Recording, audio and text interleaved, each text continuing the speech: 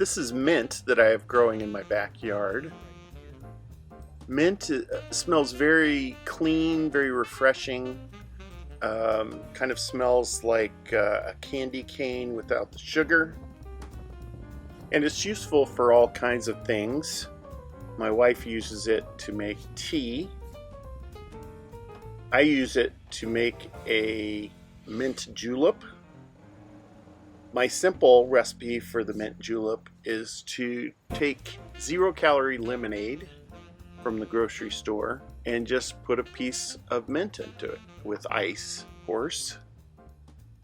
If you want to get fancy, you can check out the link I'm going to put in the video description below. There's a lady that has the Disneyland mint julep recipe.